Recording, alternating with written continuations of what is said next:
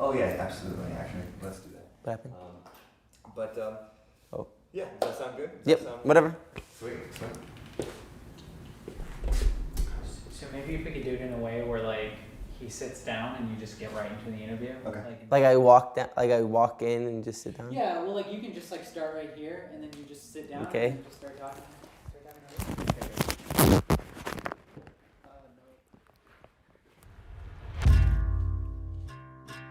Just listening to you talk so passionately about jiu-jitsu and hearing you talk about being obsessed with jiu-jitsu at such an early age, what do you think it is about jiu-jitsu that connected so well with you?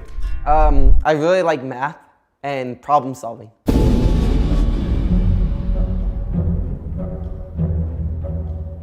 Every reaction the person gives me is a problem that I have to have an answer to. I feel like there's two types of people, math people and writing people. I never really liked writing because you have to come up with your own answer and there's no correct answer.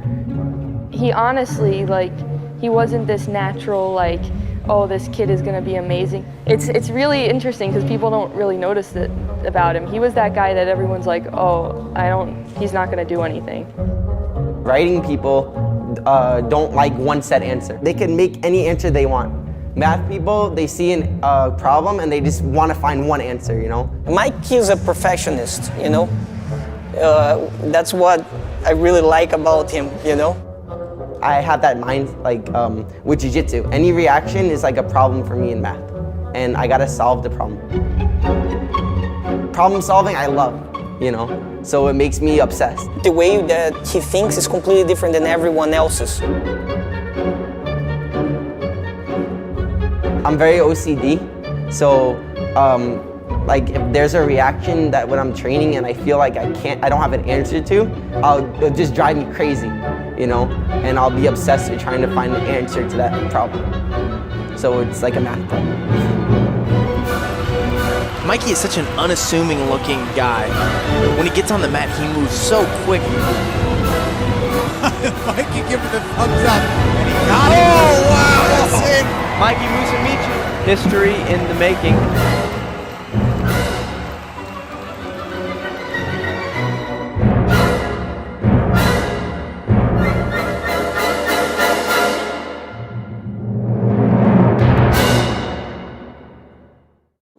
When you're feeding like that, it's much easier if you pin the arm and walk. Walk to the side, just walk. Just pin the arm, and but lift this up. Lift this up, and lift both. Both legs. And now walk. Look how easy it is, because she cannot stop it. You understand? Yeah. Because if you go like this, sometimes they straighten the arm and get out. So you turn sideways, right? And now look how I walk to the side. You see? Because I can't come into, okay. You understand? Mm-hmm. So now your leg is trapped. And now even if you lock the legs, and I can't break this, right? Nike. I just make sure that I don't get triangle here. Look, no. Keep it, okay. And then you lock the legs over. Look, and your legs will unlock it. You understand? That's really cool. Having Kyle to help me, I never, he's always supervising my training so much better when he's able to do that, He always does that on the phone, but when I'm here, it's so much easier and better. Even if you don't have that, you don't, just be careful with the triangle, okay? Okay. So keep this hand grabbing something. Oh, you're wearing the collar. No, before I was, but now you're gonna grab something. Yes, just not inside, out, yes, exactly. Okay. And you can use your elbow to push still, Yeah, exactly. And then now you turn your legs, just open your hips. No, open your hips to turn your leg over my foot. Oh, here. Exactly. And now peel off my leg. Not for a foot lock, but peel off. Yes. Like here. And you can use the other leg as well. Right here. Uh-huh. And now it's... The huge difference about Mikey and biggest majority of the people is that Mikey studies jiu-jitsu every day.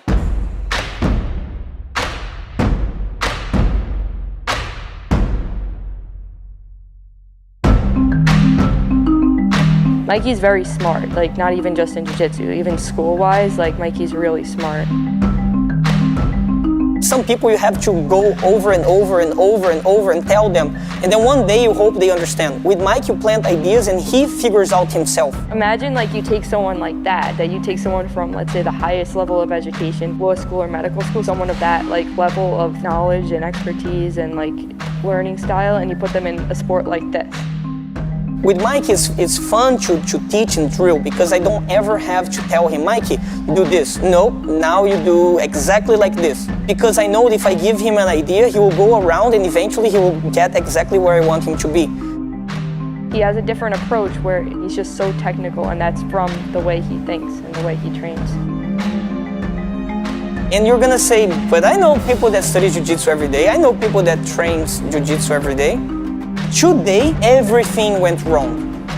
Mikey will still study jiu-jitsu. Whether it's Saturday, I'm talking to Mikey about jiu-jitsu. It's Sunday, I talk to Mike about jiu-jitsu.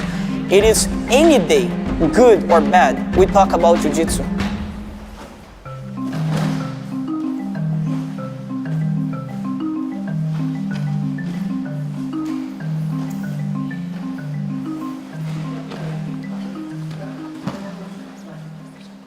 When I became really obsessed is when I started watching jiu-jitsu.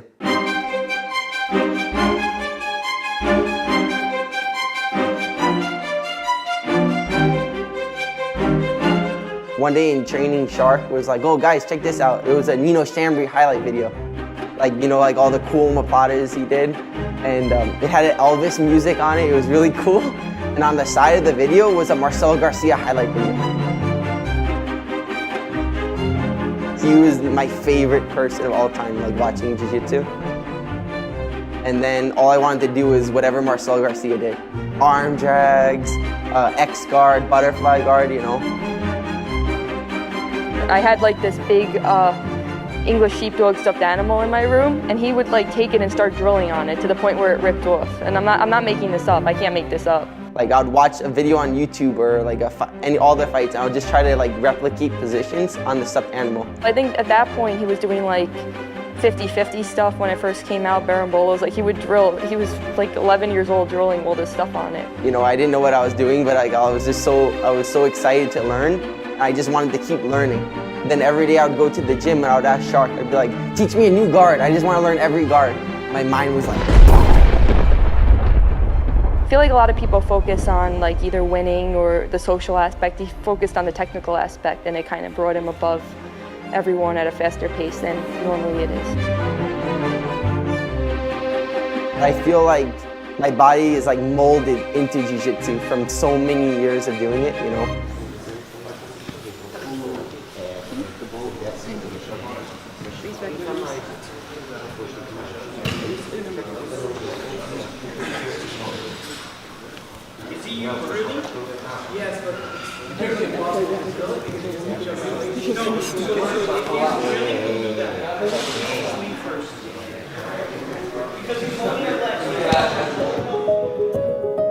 When I was brown belt, purple belt, me and my sister would drill in our garage in our house at like 4:30, 5 a.m. Mikey and I both are very different. He's like able to figure techniques out and watch a video and like dissect it. I was so motivated just to learn anything possible, you know. That drive I had, you can't really teach that to people, you know. I evolve, but I evolve differently. I do things and it happens. And I'm like, oh, I didn't even know that happened. Both play a role. Like he could go over to me and like, oh, well, what do you do in this position? I do something. He's like, oh, I didn't know that exists. And I didn't know it existed either, but because he had me do it, we both realized it. I don't feel any pressure training with Mikey, which is weird. Like, I mean, I feel physical pressure, but like, I feel like he is so in control that he like trains at a pace that he knows that I could keep up with. Like that it could give me good training, and also he could get training out of it. He trains differently with me than like other people because I guess we have our history. He also like, he'll stop and show me things. Like he's actually, it's very nice training with him.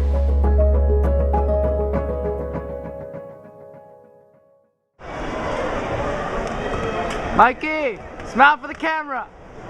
Some people, everything came easy for. Like I always felt like I was never like the most gifted one, but I'm always the hardest working person, you know.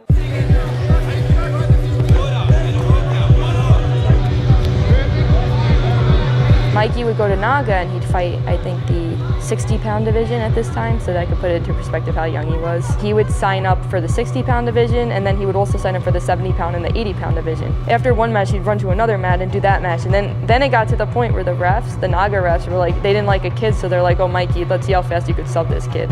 It's like, this doesn't seem that good, but okay. Okay, so I got my blue belt technically when I was like 13. ATT had a belt test like for purple, brown, black.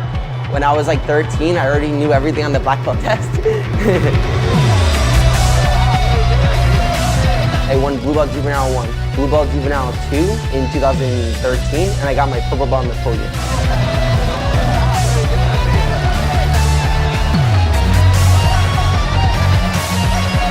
The next year, 2014, I won purple belt worlds, and I got my brown belt on the podium. 2015 Worlds, I won brown belt worlds and got my black belt on the podium.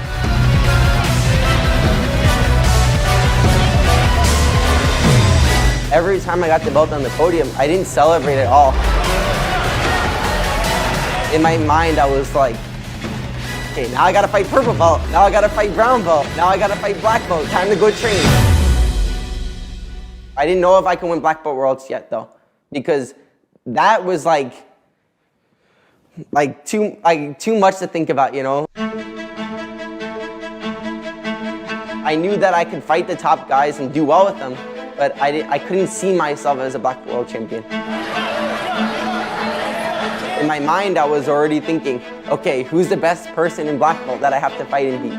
So then I found where the best persons fight. It was Las Vegas, and it was American Nationals, Suomi, I was competing. I trained with him before when I was a brown belt, like one time. So I knew what he felt like, you know. Still, it was Suomi, like I was super starstruck.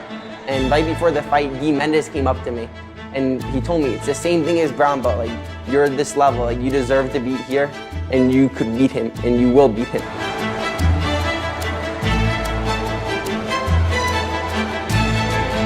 I start to fight with him and I almost take his back. I get one hook in with the berimbolo. At this time, they were like the only people doing berimbolo. So it was like, what? Like someone's doing berimbolo on them, you know? Come on, Mike! I built him up in my mind so much before fighting him that every position he was going to do, I expected it to be so much worse than it was.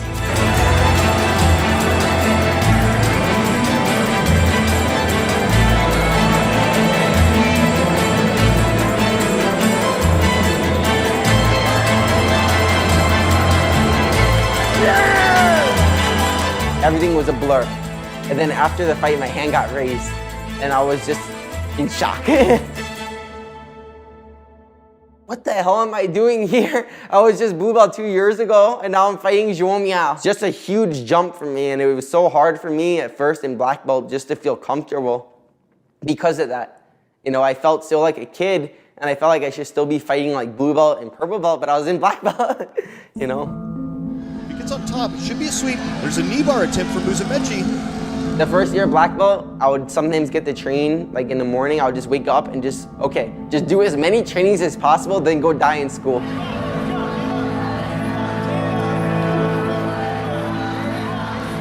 I didn't get to compete a lot. My third tournament was Worlds, which was the biggest mistake ever.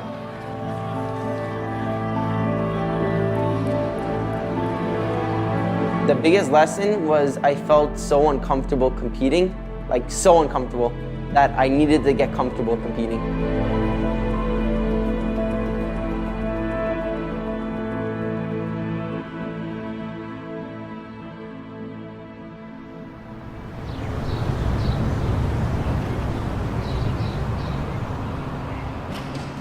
We're gonna do two kind of training, okay? The later one, we're gonna do 10 minutes, but the first one, we're gonna do explosive training, okay? So we're gonna start with a group of 3, okay? I'm not gonna train with you the whole time, but I'm gonna train with you. So we can start in the same group and then divide after, or we can start in different groups and then go together later. What do you prefer?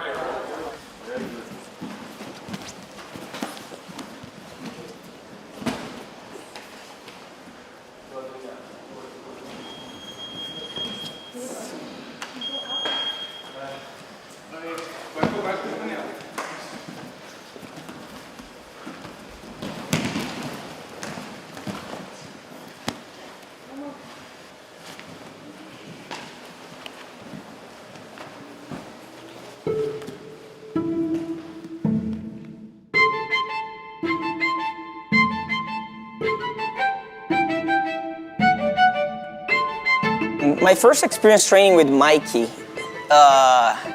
it was very important for me because I noticed that for him was more important to learn than actually to win. And that was a great sign. The way we think is very similar, but the way we learn is a little bit different. Mikey understands the way that I learn, and I understand the way that he learns. I think because we have this connection, you know, it made it a little bit easier that regardless if he's here or not, you know, our communication is so high that, you know, and he's so high detailed that even over the phone we can understand each other. I'm always sending him questions, asking him questions, and he's always helping me. And I really am grateful for him because he's not only a friend of mine, but he goes out of his way to help me when it doesn't necessarily benefit him. He's helped me improve so much with my jiu-jitsu. He's probably the most technical person I've trained with. I probably haven't met anyone so focused on learning jiu-jitsu yet, you know, like him. He is really focused on, you know, becoming better and evolving every single technique, you know, not just the new things, but every aspect of his game. You know, if you ask him about how he plays one thing today, next year he's gonna be playing the same thing, completely different. He's gonna add one or two details that he's gonna be studying and evolving, and those two details is gonna make the position that he was already strong so much stronger.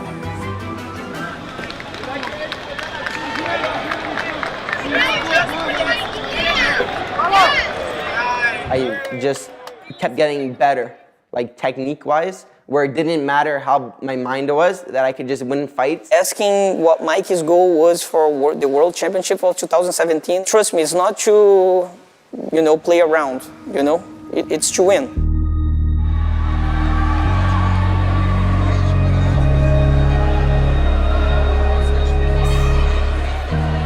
Before the match with Ari in the semifinal, I told him that would be his final.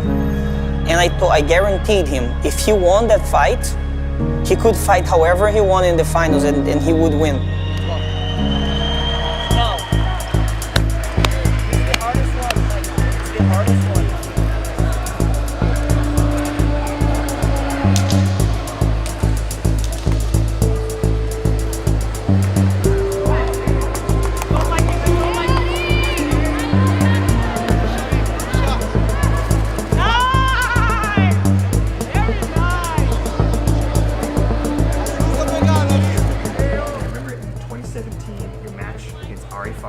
Yes. In the semifinals. Yes. It was a close match. Very close fight. Like towards the end, he scored. Yes, with no arms. He scored a 2-point double leg with no arms. And it was very little time left, like 10 seconds, 20 seconds. But I stayed composed. And the second he got the point, I was like, in my mind, I was like, what the hell? And I heard his team celebrate. So in my mind, I got angry. I was like, there's no way I'm losing this fight for this. It blacked out at that point, and I just went to autopilot.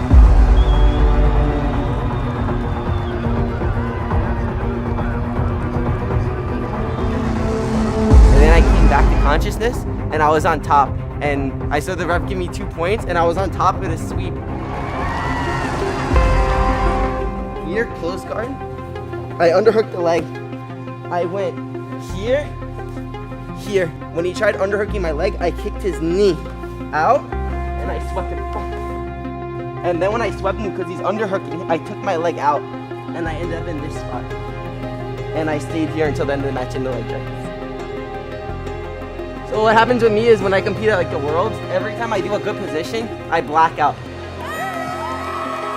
Advancing to the final, representing Rasa CGA, Michael Musumeci Jr. When I finished that fight, Kyle came up to me and said, "You're gonna be a black belt world champion.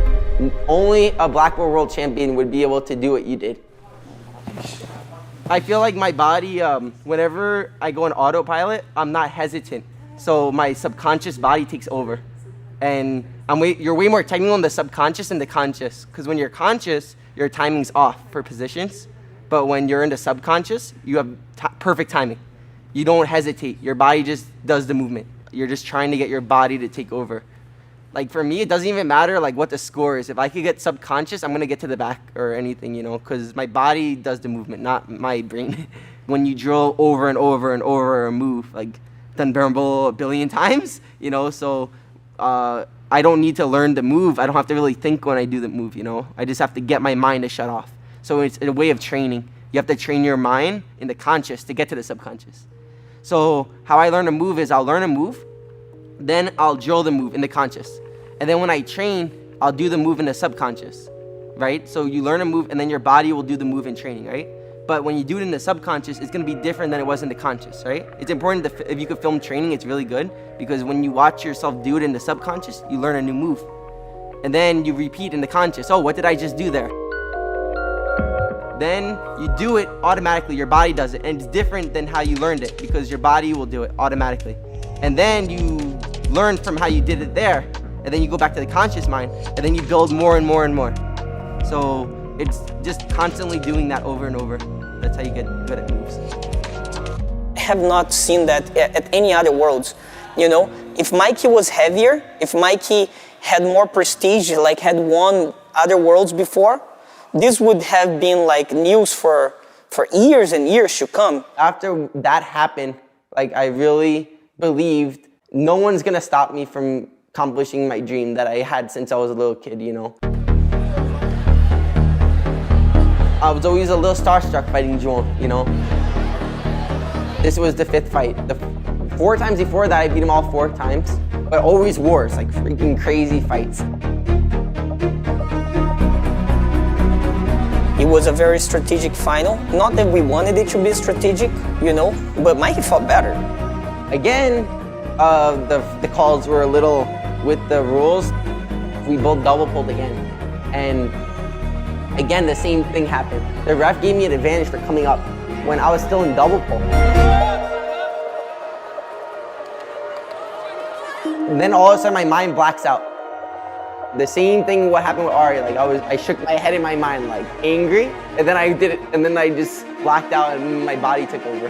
And then I come back to consciousness, I'm in a knee cut, and Juwan's leg is on my chest, and I'm like, I'm in a knee cut, and then I look at Kyle, he's like, go, go.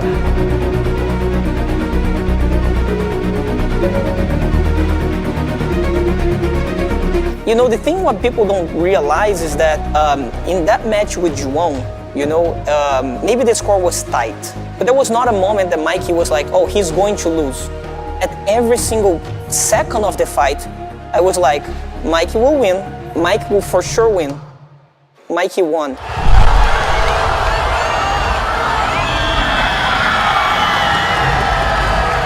I fought Juwan, everyone was booing me. I was like, why is everyone booing me? What did I do to them?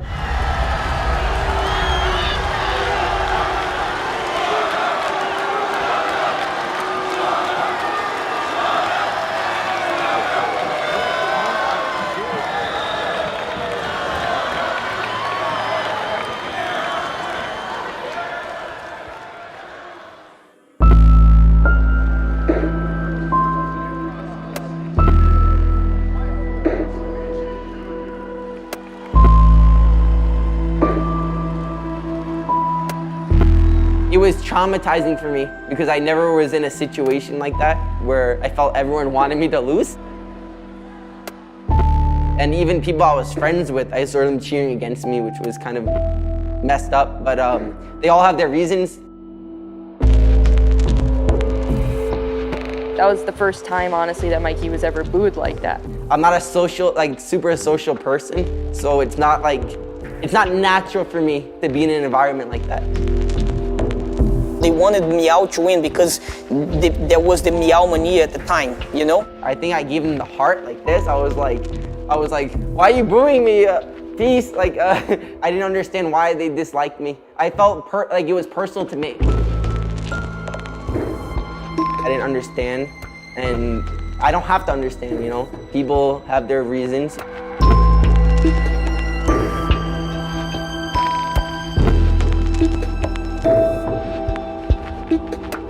I got very depressed after winning the Worlds the first time.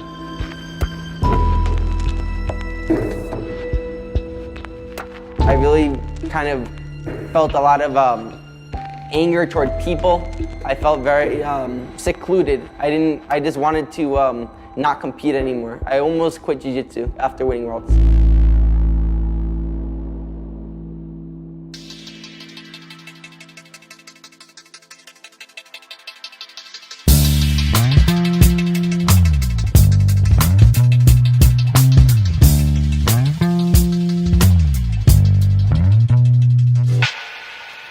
Mikey, could you go back into armbar? What's your go-to defense for like arm bars and stuff like that? Especially if a guy's deep in an arm bar. What's your go-to? Berimbolo. Is it? So on here, in the arm bar, here, I try to get my hand to this leg here, to get my leg here. Now that I get the half guard, I could take my elbow out. Now that my elbow's out, I replace my hand. I go here, and I could underhook the leg, or I could just go straight into berimbolo. When I say, I said it doesn't work. That's like, you guys know all about clickbait titles, right? Like, that's like to draw people in to get them to hear what I have to say about it. The berimbolo is like, it's true, it's not a high percentage move. If you're a specialist in something, it's going to work. So I think people don't understand what I'm saying. Like, obviously the move can work, especially if you're one of the guys who that's what you do is berimbolo, that's your entire game. Of course it can work. I'm basing it off statistic based. Like, if you look at all the people who win competitions, the majority of them play a specific style of game. So for overall, those are more high percentage styles. You don't see berimbolo as much in the finals of divisions, except with Mikey and the specialists, obviously.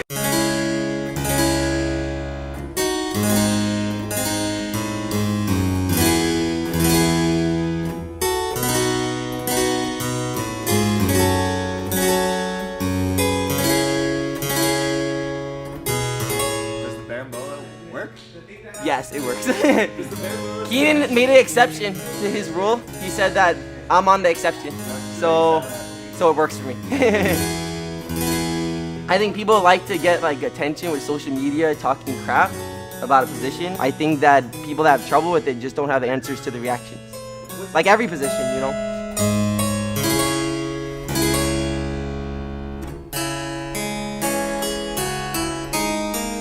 It was 2010, I believe. I started doing berimbolo. It just was so perfect for me because I was very flexible and inverting, and it's a position that you could do with guys bigger than you.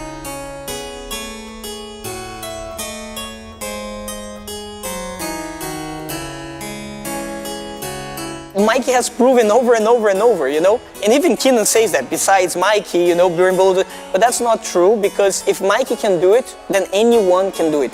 He's talking about being a specialist on something, but that's in anything. I think it's the most efficient move. Like, for me and a lot of high-level people, Tommy Langenker, Espen, Levi, like a lot of those guys, I was doing basic berimbolo in World Black Belt Finals, you know? It's not just a move, it's a position that you have to learn everything around it. And it does take a long time to learn, so I agree with Keenan that it's a move that you can't just be instantly good at in this era of time because everyone's higher level with passing. Berimbolo, what I love about it is you don't have to be stronger than the person. You can be weaker than the person and do it. A lot of positions require you to be stronger than the person. I have to make my game based on, okay, this guy's too strong. I have to make my jiu-jitsu around that, you know? I had trauma from Worlds, like how the crowd and everything. Like it was hard for me to learn how to deal with that, you know? Some people are more, it's easier for, I guess. For me, it was hard. I became very religious after that. I started going to church and I started really finding God.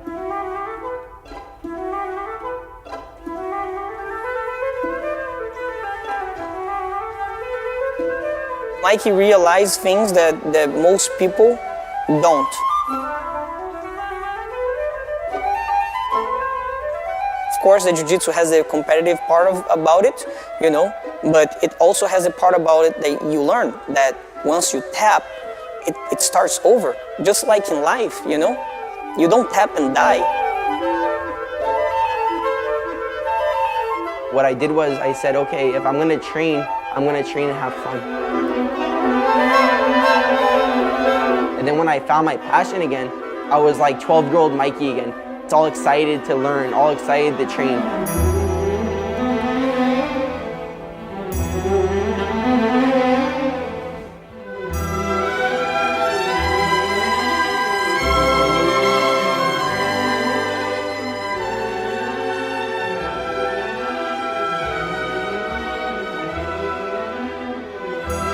In the higher level, it's all reaction-based, and it's all concepts, and it's all thinking a different way, you know? Coaching him makes it really fun because he truly listens and he truly does, you know?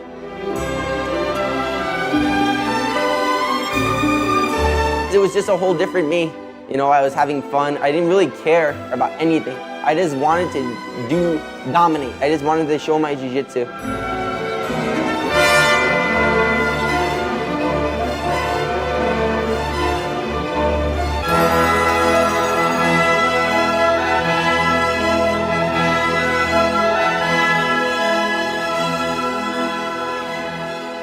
When I realized that and I stopped trying to force positions and I stopped trying to just explode, my jiu-jitsu grew to another level.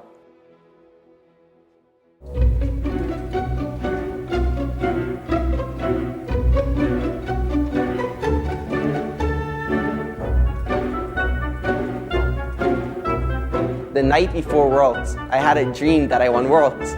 And I remember messaging Hinato, oh, I just had this amazing dream. And then I had the best day, you know.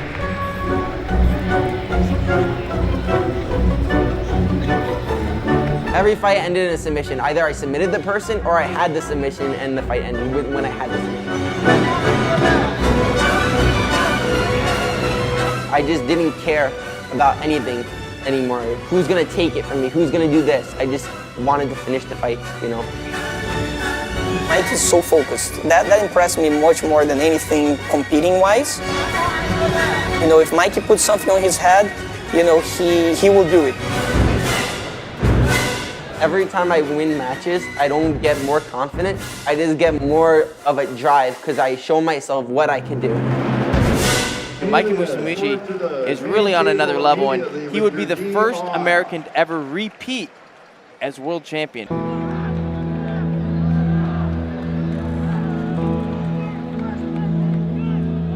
When I fought Ari in the World's Finals before the fight. So the Worlds before that I fought Juan and everyone was booing me. This year when I was going into the fight, I saw the Atos people like cheering. And I just kept saying to myself, God is with me. It doesn't matter who's cheering you, it doesn't matter who's booing you. You could scream anything you want, but I'm fighting and I'm by myself out there. Like God is with me and that's all that matters. When I was fighting, I wasn't in the fight. I was in the stands watching the fight. For some reason, I was like out of body experience. You know, I never felt that before either. So I was like in the stands, like sitting in the stands like people, and I was watching the fight from the outside. I was watching myself fight Ari. What happened was my mind went black in the fight. I went to the subconscious. And I came back to consciousness, and I was on back. Had time to end the match, you know, had more than enough time to end the match. But I think he was just so surprised nobody was booing him, and you know, I think he got time to enjoy the match. I didn't want to submit him. I just wanted to enjoy the moment of Worlds with the crowd.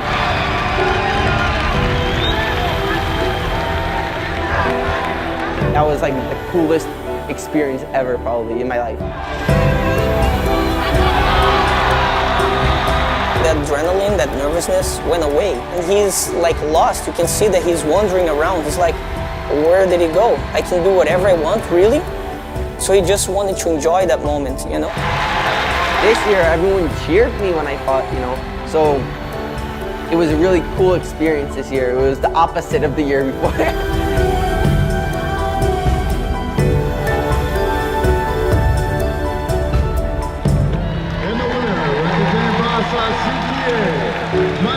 Musumeci Jr.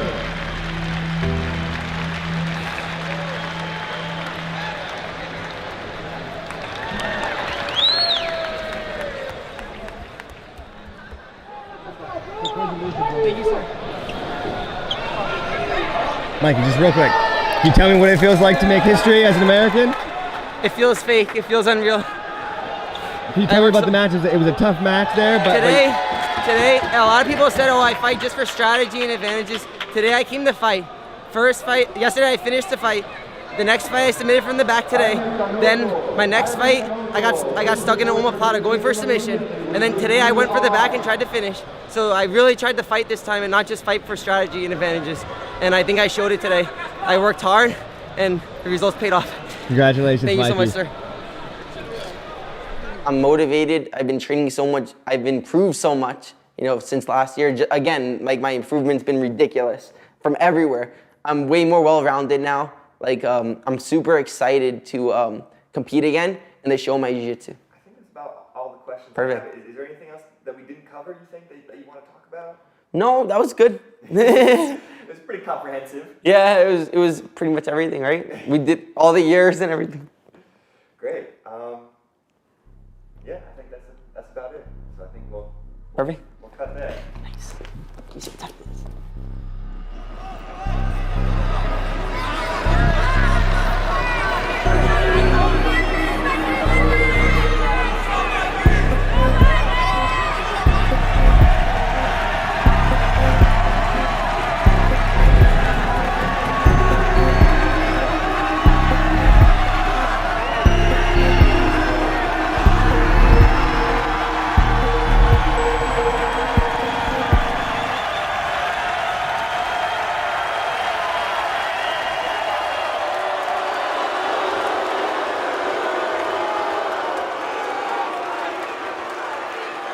Advancing to the final, representing Caio Terra Associates, Musumeci Jr.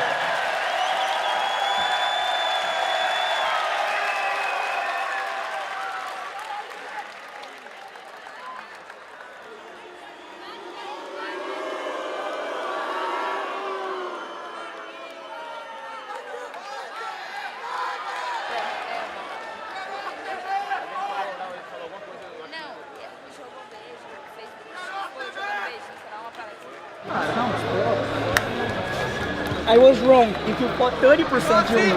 That was 30. You fought 25 maybe. We did it. Yeah, I told you. I told you.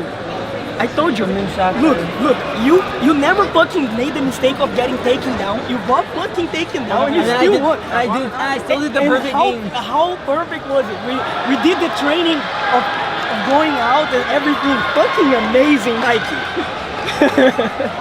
Fucking amazing. I'll submit in the final switch good, okay? Submission. We did it. Yeah. I'm in shock, Caio.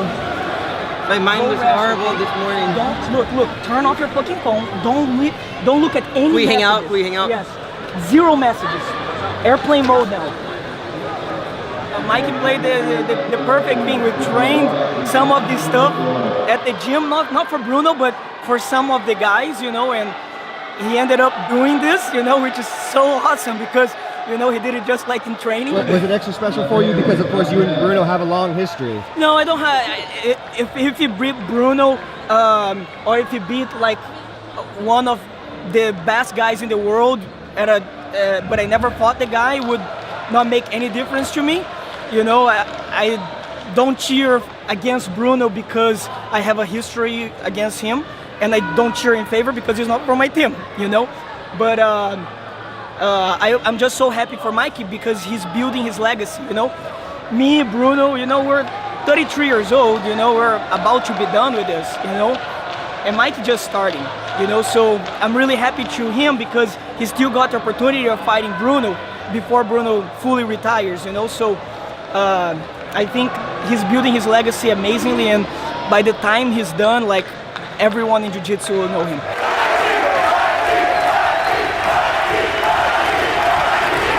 The true final was now, of course, nothing against whoever's gonna fight him on the finals, but you know, the division last year was Bruno's, you know, and this year is gonna be Mikey's. Awesome. Congratulations, guys. Thank you so Congratulations, much. Mikey, man. You look awesome out there, Thank dude. you, sir. Congrats. All right, guys, I'll let you get back to it.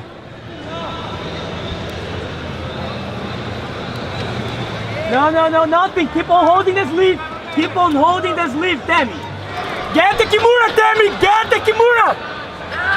Get the Kimura. You're winning, Tammy. You're winning. Nothing. Nothing. You won, Tammy. You won, Tammy. 6, 5, 4, 3, 2, 1.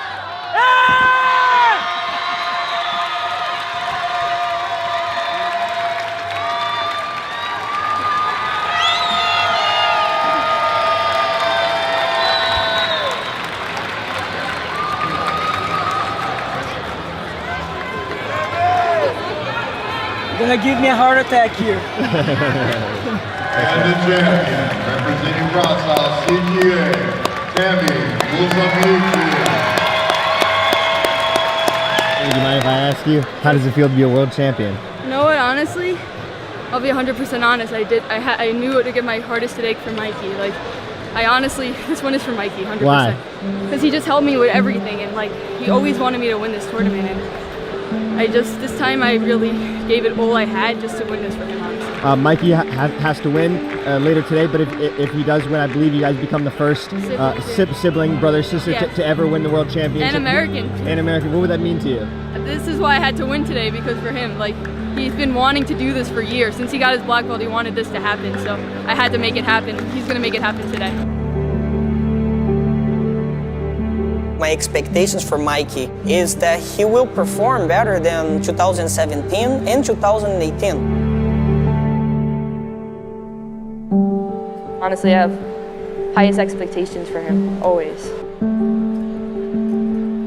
Yes, I want him to win and I expect him to win, but I just want him to be happy, honestly. Perfect! Mikey, do it! Come on!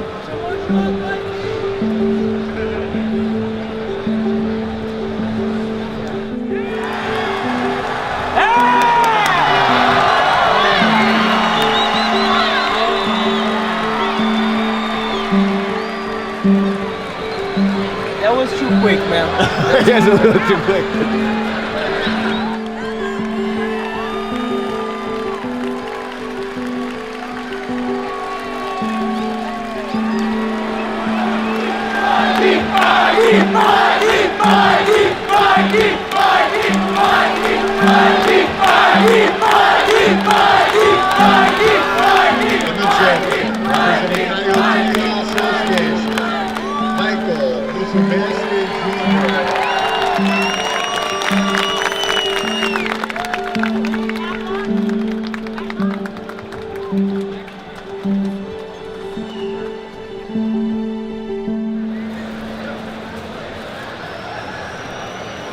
It feels so fake to me because I really worked my butt off to make this weight division. I was willing to die to make weight this time. I was able to do it because it was a dream of mine to win 2 categories. And everyone that was talking crap yesterday about how I looked dead, I was dead. But I came back today and I fought. Hey, hold up the 3. There you go. Congrats, man. You saw that? Let's go. Yeah.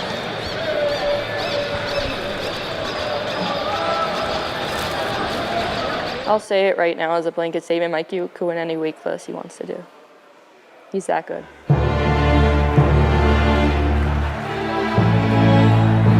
Every time I win matches, I don't get more confident. You did it! Yeah, I told you. I build in my mind another goal, and then another goal. I never feel content with what I do. It definitely makes you more successful, that type of mindset. Never content and just keep going, next goal, next goal. Mikey is the future. People don't realize that Mike is 22 years old. He hasn't reached not even half of his potential. Mikey will be one of the greatest jiu-jitsu competitors of all time.